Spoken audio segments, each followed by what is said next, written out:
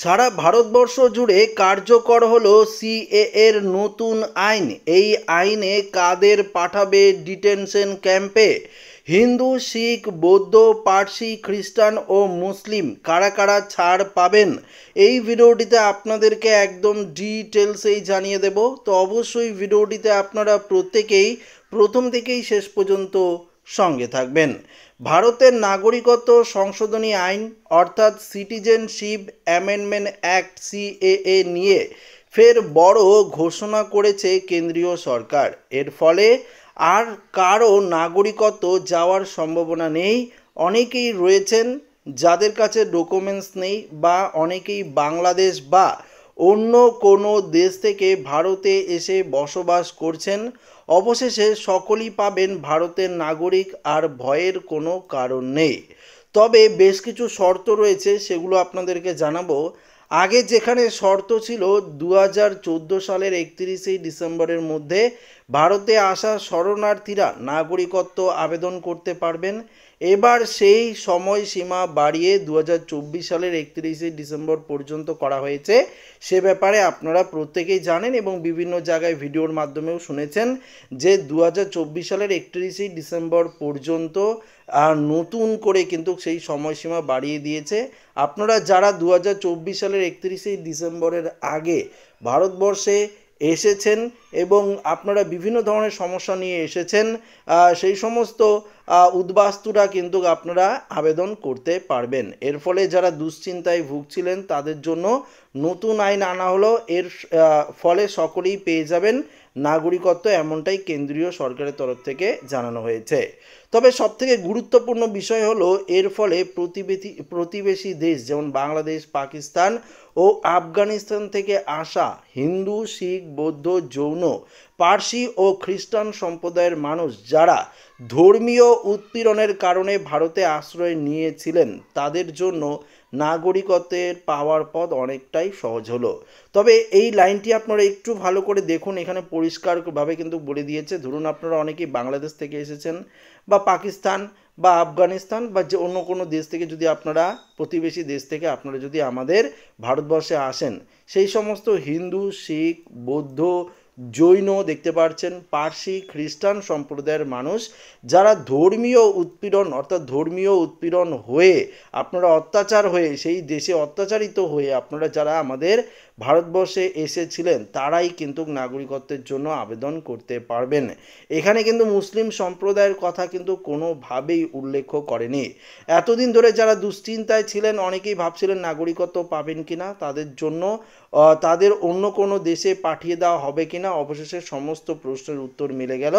সকলেই কিন্তু আপনারা নাগরিকত্বর জন্য আবেদন করতে পারবেন। নতুন নিয়ম অনুযায়ী যারা 2024 সালের শেষ দিন পর্যন্ত ভারতে এসেছেন, যাদের কাছে বৈধ কাগজপত্র যেমন পাসপোর্ট, ভিসা বা অন্য কোনো নথি নেই, তাদেরও নাগরিকত্বের আবেদন করতে পারবেন। অর্থাৎ যাদের কাছে পাসপোর্টও নেই বা ভিসাও নেই, বা যদিও থেকে থাকে সেটি এক্সপায়ার হয়ে গেছে, তারাও কিন্তু আপনারা নাগরিকত্বের জন্য আবেদন করতে পারবেন। এমনটাই কিন্তু কেন্দ্রীয় সরকারের তরফ থেকে জানানো হয়েছে। অর্থাৎ এখন থেকে নাগরিকত্বের প্রমাণের জন্য কোনো বৈধ ডকুমেন্টস দেখানোর প্রয়োজন নেই, তাই আর কোনো দুশ্চিন্তা থাকলো না। কারা এই সুযোগ পাবেন অর্থাৎ এই সুবিধা পাবেন, দেখুন কেন্দ্রীয় স্বরাষ্ট্র মন্ত্রক পরিষ্কারভাবে জানিয়ে দিয়েছে।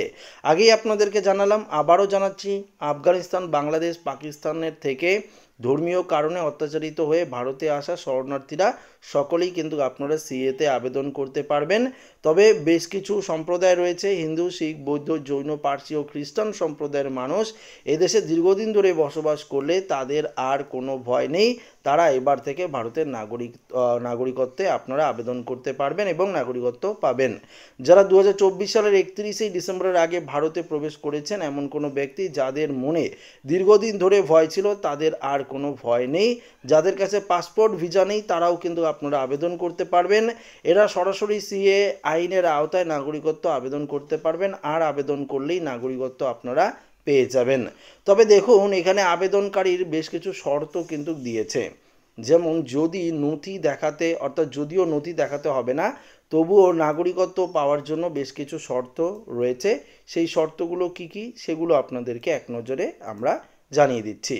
আবেদনকারীকে ভারতের অন্তত এক টানা দেখতে পাচ্ছেন 1 বছর ধরে বসবাস কিন্তু করতে হবে, তারপরই আপনারা আবেদন করতে পারবেন। গত 14 বছর মধ্যে অন্তত 5 বছর ভারতে বসবাসের প্রমাণ কিন্তু আপনাদের দেখাতে হবে। অসম, মেঘালয়, ত্রিপুরা ও মিজোরামের মতো সংবেদনশীল সীমান্তবর্তী রাজ্যগুলির জন্য বিশেষ ছাড় রয়েছে। শুধু ছাড় নয়, বেআইনি বিদেশি চিহ্নিতকরণ ও ফেরত পাঠানোর প্রক্রিয়াতেও পরিবর্তন আনা হয়েছে। বিশেষ করে যারা অবৈধভাবে এদেশে এসেছেন এবং এ দেশের অবৈধভাবে রয়েছেন তাদের জন্য বেশ কিছু নিয়মও কিন্তু আনা হয়েছে। অবৈধভাবে ভারতে বসবাসকারী বিদেশিদের জন্য ডিটেনশন সেন্টার তৈরি করা হবে। যারা নাগরিকত্ব প্রমাণ করতে পারবেন না তাদেরই কিন্তু এই ব্যবস্থা, অর্থাৎ যদি আপনারা নাগরিকত্বের কোনো রকম প্রমাণ করতে না পারেন তাহলে কিন্তু আপনাদের ডিটেনশন ক্যাম্পে থাকতে হবে। যারা ধর্মীয় উৎপীড়নের আওতায় ভুক্ত নন তাদের নিজেদের দেশে ফেরত পাঠানোর ব্যবস্থা করা হবে। বুঝতেই পারলেন, এখানে পরিষ্কার কিন্তু বলেছে, আমি আপনাদেরকে বারবার কিন্তু বলে দিচ্ছিলাম, যারা ধর্মীয় উৎপীড়ন অর্থাৎ ধর্মীয় কারণে অত্যাচারিত হয়ে আমাদের ভারতবর্ষে বসবাস করছেন তারাই কিন্তু এই নাগরিকত্বে আবেদন করতে পারবেন। তাছাড়া কিন্তু আপনারা আবেদন করতে পারবেন না।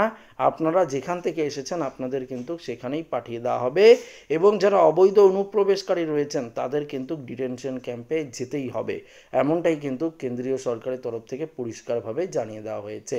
তো আশা করি আপনারা বুঝতেই পারলেন যে কারা কারা ছাড় পাবেন, কোন সম্প্রদায়ের লোকরা ছাড় পাবেন এবং এই বিষয়ে কারা কারা ডিটেনশন ক্যাম্পে যাবেন সেটাও কিন্তু আপনাদেরকে এই ভিডিওটিতে জানালাম। তো আশা রাখবো ভিডিওটি প্রত্যেকের ভালো লেগেছে।